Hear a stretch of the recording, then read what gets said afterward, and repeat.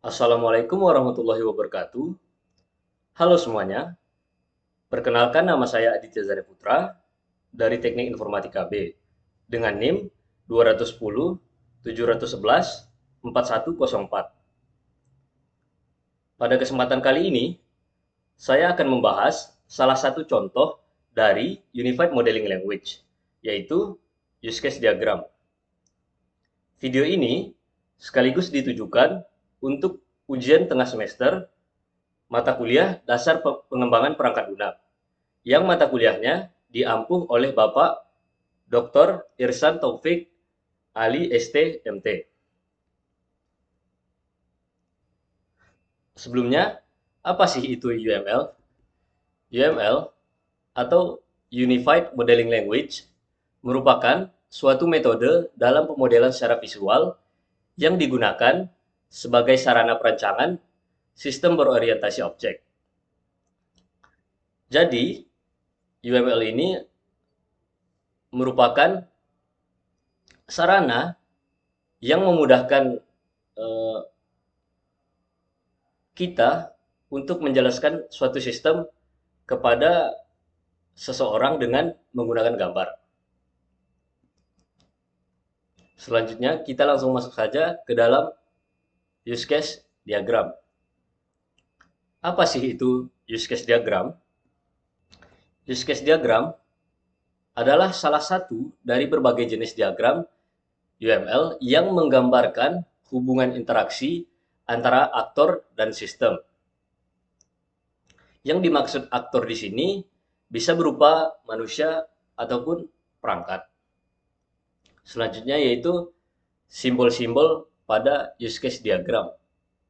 Yang pertama yaitu aktor yang disimbolkan dengan gambar orang yang mewakili peran orang, sistem yang lain, atau alat ketika berkomunikasi dengan use case. Yang kedua yaitu use case merupakan abstraksi dan interaksi antara sistem dan aktor. Nah, yang ketiga ada asosiasi.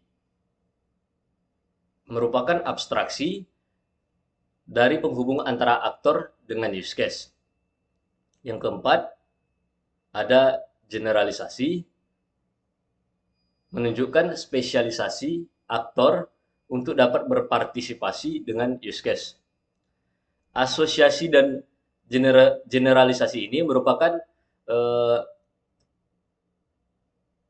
bagian dari relasi yang mana relasi merupakan komponen yang menghubungkan aktor dan use case. Generalisasi ini merupakan relasi yang menghubungkan use case spesial dengan aktor yang spesial pula. Contohnya misalnya use case register hanya bisa diakses oleh user baru.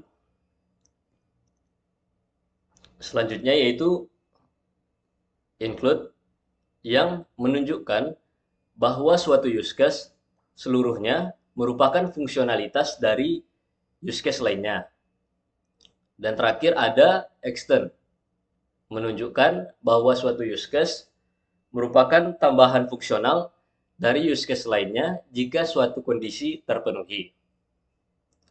Selanjutnya kita masuk ke dalam fungsi use case diagram. Pertama yaitu memperlihatkan proses aktivitas dalam sistem. Yang kedua, menggambarkan proses bisnis dalam sistem. Yang ketiga, sebagai jembatan antara developer dan konsumen. Nah, apa sih manfaat dari kita membuat use case diagram? Yang pertama yaitu sebagai kebutuhan verifikasi. Yang kedua, menjadi gambaran antar muka sebuah sistem karena setiap sistem yang dibangun harus memiliki interface. Yang ketiga, mengidentifikasi orang yang dapat berinteraksi dengan sistem dan apa yang bisa dilakukan oleh sistem. Yang keempat, memberikan kepastian mengenai kebutuhan sistem. Dan yang terakhir, memudahkan proses komunikasi antara domain expert dan pengguna. Oke, tanpa berlama-lama lagi, langsung saja kita masuk ke dalam contoh dari use case diagram. Nah, di sini saya membuat use case diagram dengan menggunakan aplikasi Lucidchart.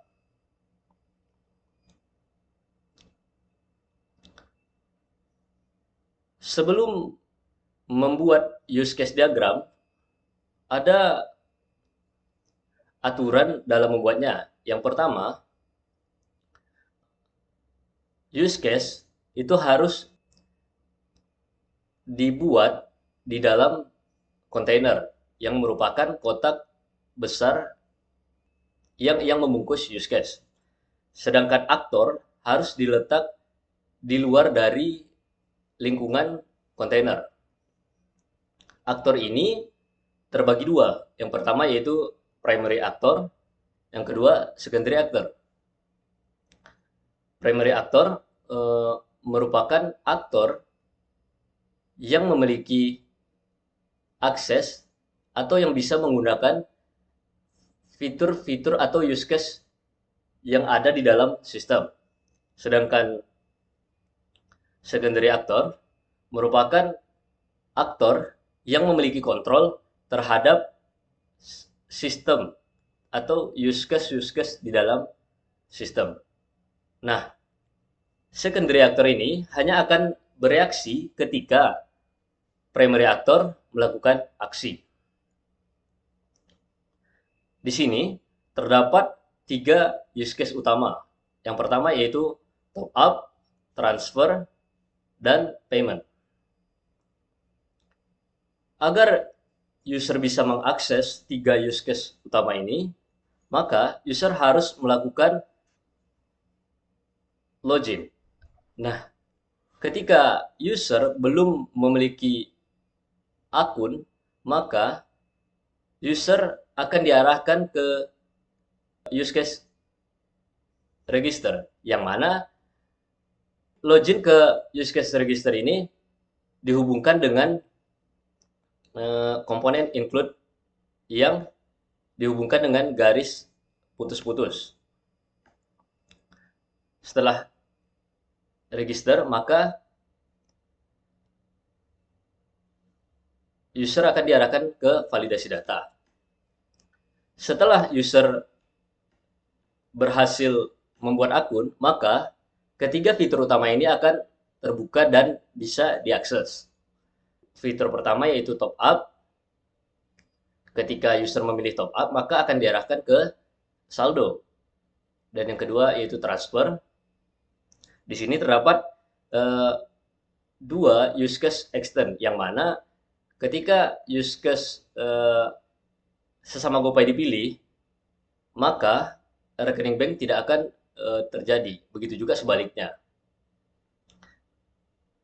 Jadi ketika use case memilih transfer ke sesama GoPay, maka transfer ke rekening bank tidak akan terjadi. Dan yang terakhir yaitu payment. Payment ini juga mirip seperti transfer.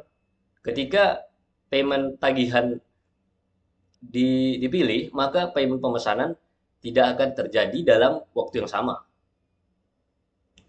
Nah, sekian penjelasan dari saya.